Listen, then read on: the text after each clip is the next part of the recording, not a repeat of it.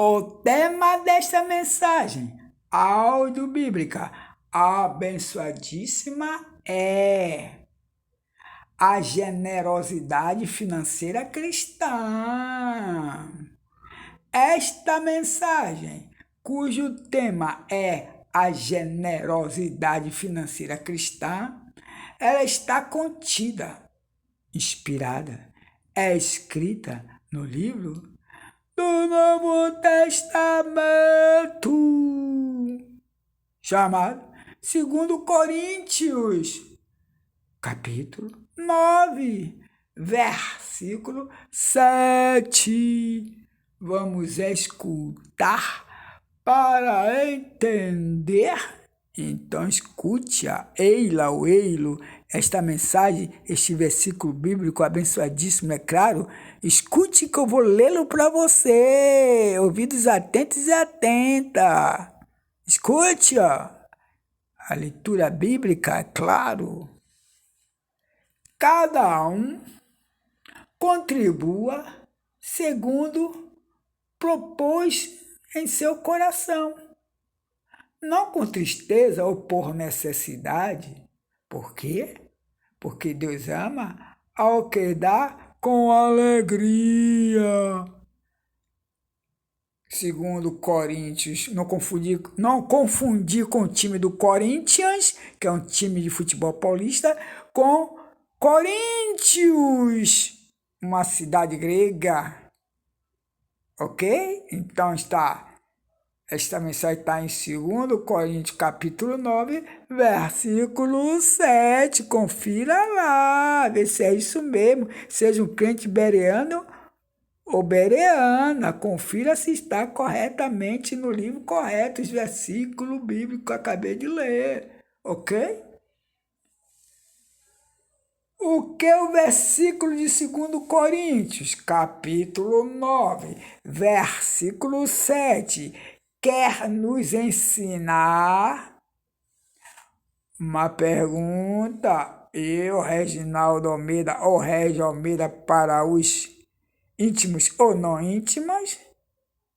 Respondo, o versículo de 2 Coríntios, capítulo 9, versículo 7, nos ensina que a generosidade financeira cristã deve ser voluntária, planejada e motivada pelo amor. Oi? O apóstolo Paulo destaca que Deus não se importa com a obrigação ou peso emocional, mas valoriza quem doa com o coração alegre. É verdade. Este versículo traz 3 ensinamentos práticos e centrais. Anote aí. O primeiro ensinamento prático e central é generosidade planejada. Cada um dê conforme determinou em seu coração.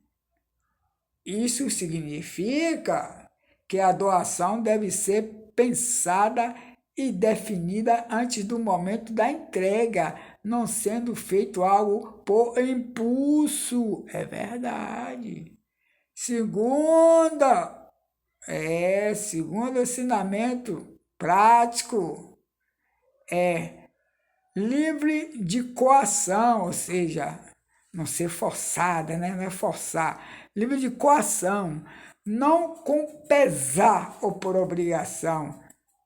Dar por pressão social ou culpa vai contra o princípio do amor cristão. Você não pode doar por pressão ou com sentimento de culpa, vai contra o princípio do amor cristão. Não pode doar com coação, coagido ou coagida.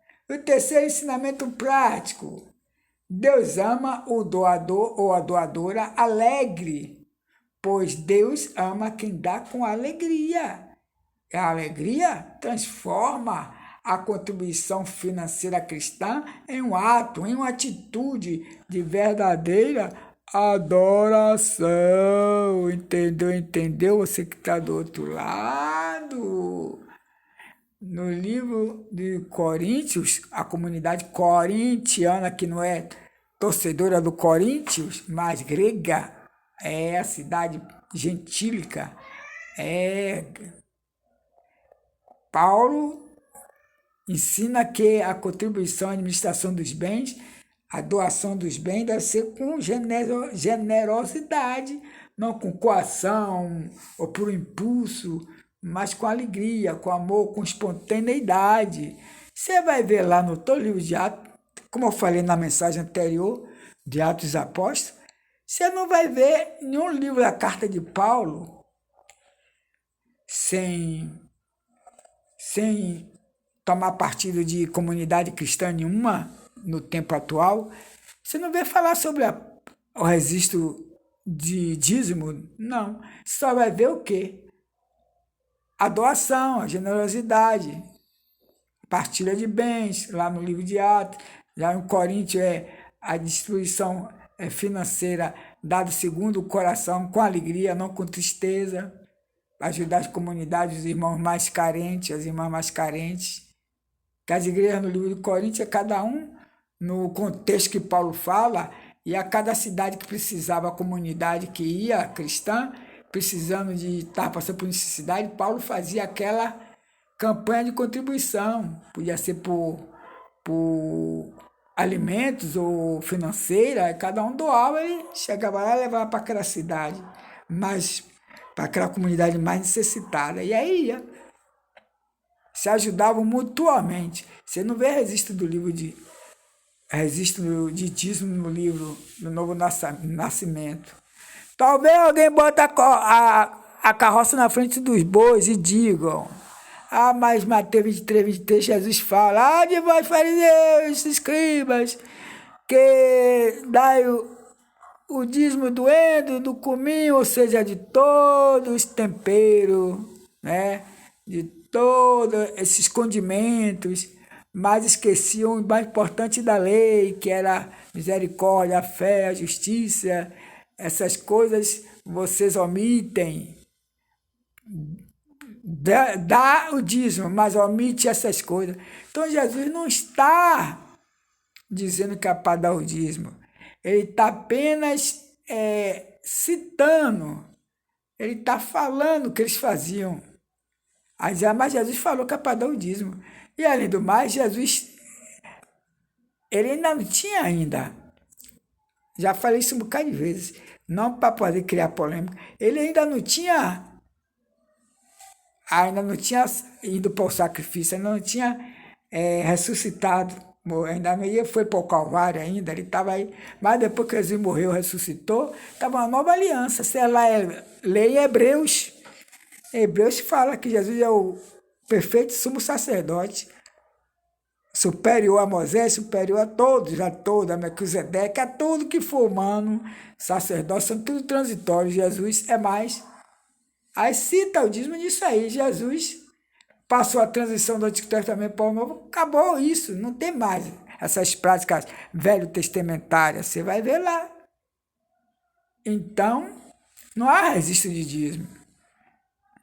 E Jesus também diz lá no próprio, ele dizendo, eu não vim abrogar a lei, mas cumpri-la. Ou seja, ele não veio descumprir a lei ou destruir, ele veio cumprir. Como um filho de Deus, ele veio como quê? Como servo, veio obedecer ao Pai. Então ele cumpriu tudo. Então ele não vai ser ele que ainda estava na lei, ele não ia ser ele que ia tirar isso, mas ele citou. De vós fariseus, escriba.